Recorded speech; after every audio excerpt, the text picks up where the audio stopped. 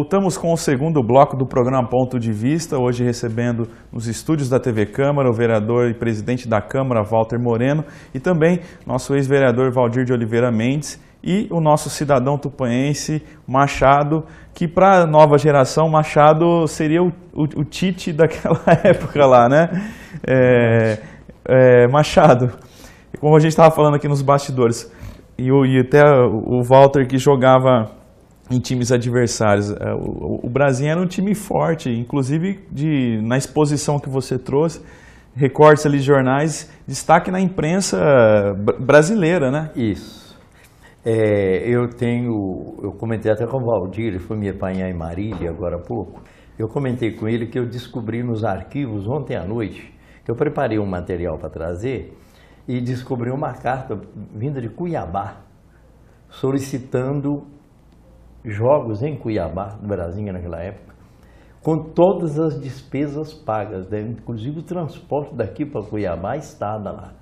Só que eu agradeci porque nós tínhamos uma disputa do campeonato dentro de leite em São Paulo, no mesmo período.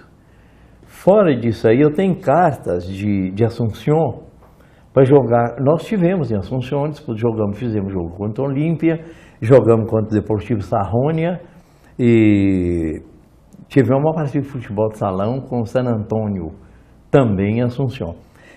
Posteriormente, depois que nós voltamos de Assunção, comecei a receber cartas das entidades esportivas de Assunção, solicitando também jogos lá.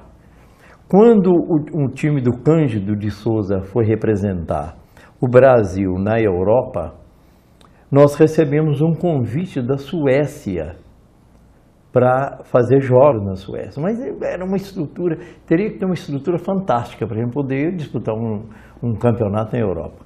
O Cândido de Souza, que era um time de São Paulo, formado por gente de poder aquisitivo alto, formou uma equipe e o meu filho foi como quarto zagueiro, escolhido quarto zagueiro, melhor quarto zagueiro do campeonato, Marco Aurélio, que ele era muito alto, um zagueirão muito bom, e ele foi escolhido e foi. Eles ficaram 2 meses na Europa.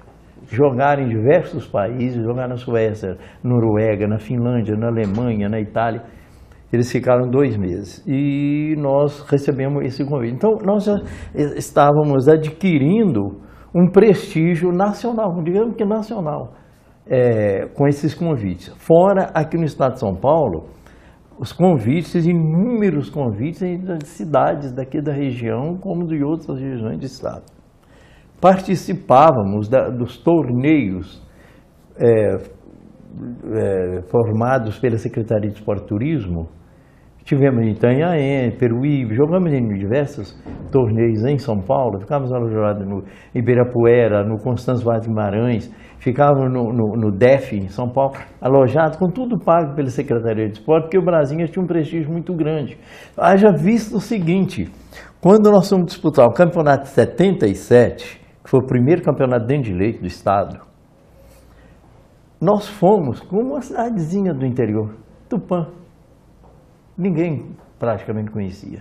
Fomos enfrentar equipes fortíssimas e a gente sentia que havia uma espécie de condução para uma final aquelas cidades importantes de São Paulo.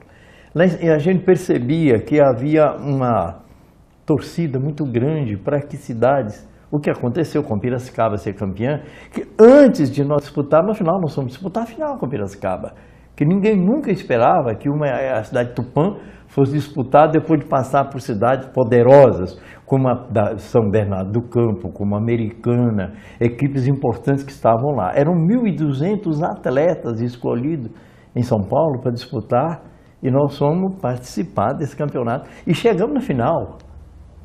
Aquilo que foi uma coisa extraordinária, uma equipe da cidadezinha de Tupã disputando uma final no campeonato dentro de leite, depois de passar 1.200 atletas, nós alcançarmos um jogo no campo do Juventus com Piracicaba. A Gazeta Esportiva, os jornais, a revista Placar e outros jornais de São Paulo já davam como ganho por Piracicaba aquele campeonato, porque ninguém acreditava, os atletas eram formados pela Condesport, que era uma entidade ligada à prefeitura de Piracicaba. Olha o poderio disso aí. O prefeito de Piracicaba estava lá assistindo. E nós estávamos sozinhos, Machado, eu e São Luís Marinelli, comandando aquela meninada, inclusive a responsabilidade nossa de levar aqueles meninos que os pais permitiu, para disputar uma final daquela importância. E nós, pequenininho, Tupã, só disputando. Aquilo foi de uma importância extraordinária, sabe? Eu acho que contei isso na última entrevista. Foi uma coisa tão emocionante, o Walter talvez não sabe desse detalhe, que o pai do Maércio, na véspera, quando nós classificamos para a final, que disputamos o jogo contra o Polícia Militar, que ganhamos e passamos para a final, a Gazeta Esportiva fez uma matéria enorme que eu tenho nos recortes. O seu Magalhães faleceu aqui, deu um infarto, ele morreu, quando na foto do filho dele defendendo o pênalti, que nos classificou, e o Magalhães teve um infarto e morreu. Eu dentro do campo do Juventus, no meio do jogo, naquela partida dificílima, 0-0, nós perdemos por 1-0, num escorregão foi debaixo de chuva. O meu zagueiro escorregou e o Tato, que depois foi jogar no Palmeiras, fez o gol, que classificou Piracicaba para finalíssima. Para finalíssima não, para o campeão final. Eu fui chamado na secretaria e me disseram que o pai desse menino havia falecido. Metade do jogo. Foi uma coisa assim incrível. Eu tive que segurar para poder não transmitir isso para eles, que não era o momento. Esperei acabar o jogo, eles chorando pela perda do título. A Gazeta divulgou e o placar, a foto dos meus meninos chorando lá.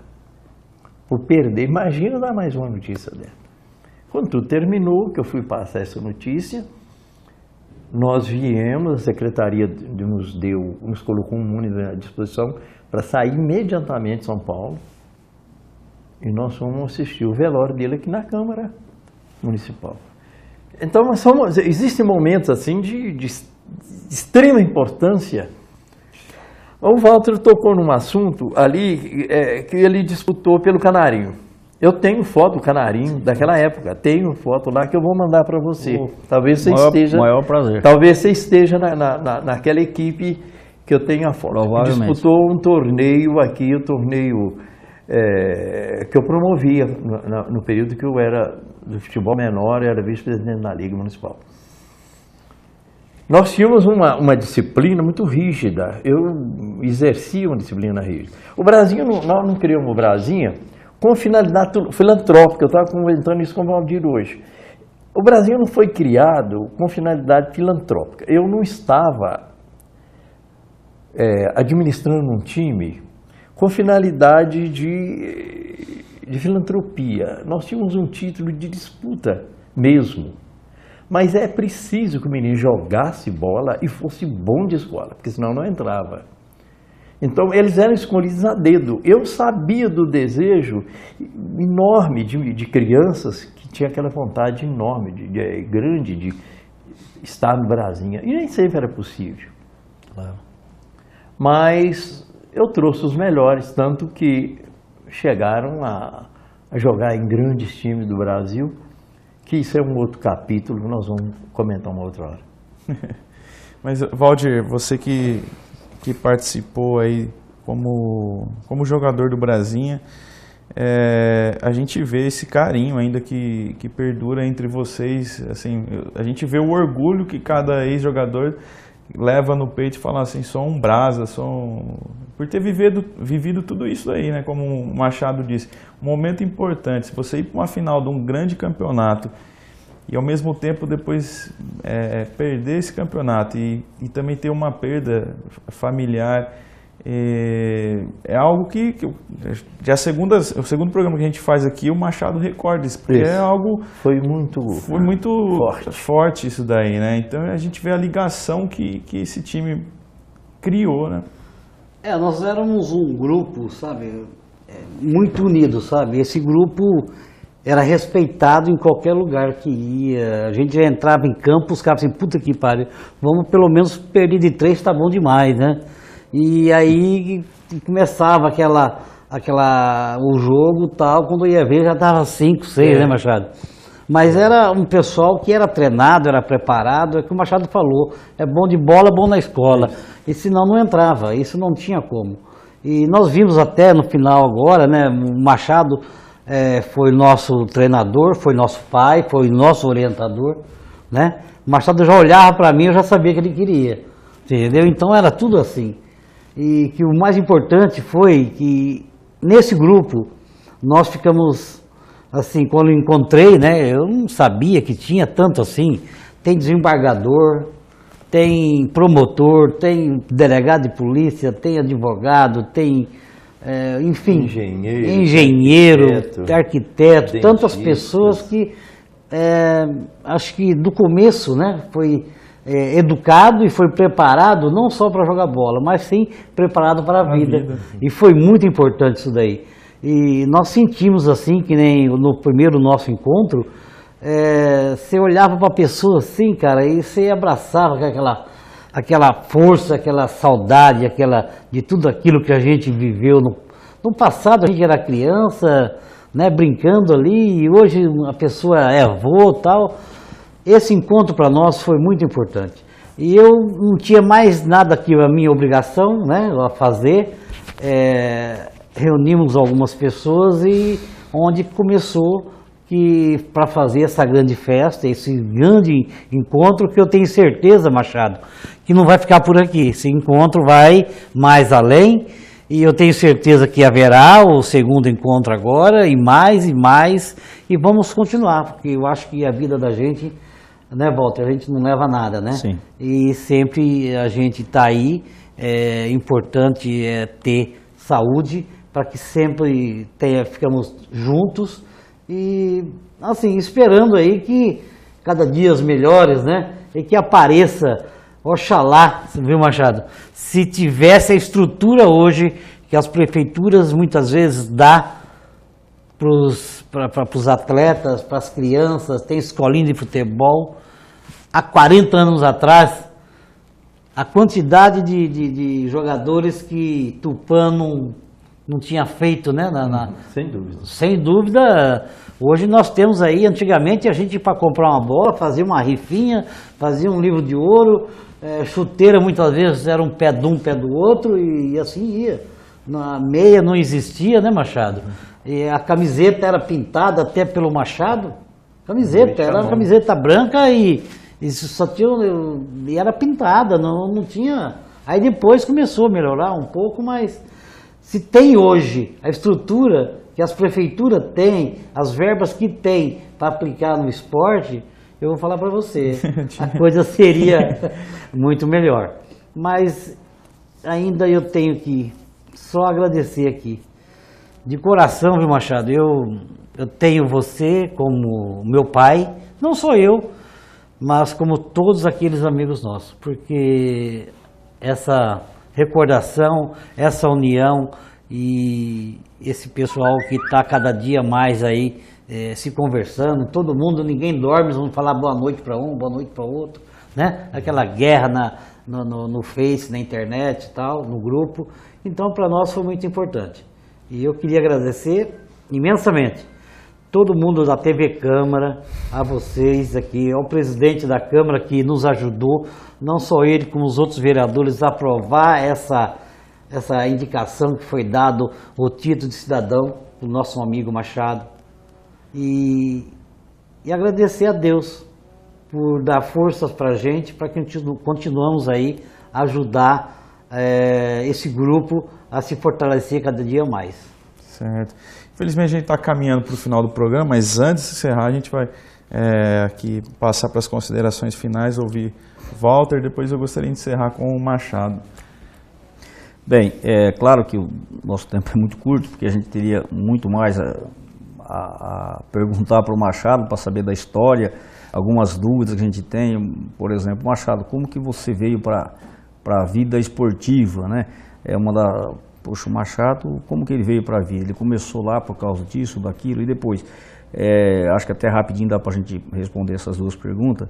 Em algum momento, quando você começou, devido das dificuldades, você chegou a paralisar o clube, retornou ou foi direto, e teve horas que você pensou em desistir de estar lá ou não? Então essas duas perguntas só porque eu sei que nós temos mas gostaria que o senhor pudesse responder. Essa pergunta, eu tenho certeza que muitas outras pessoas gostariam de fazer. Eu entrei no esporte em função de dois fatores, vou falar muito rapidamente. Eu trabalhava na arquitetura, eu sempre fui projetista de arquitetura, e trabalhava na prancheta.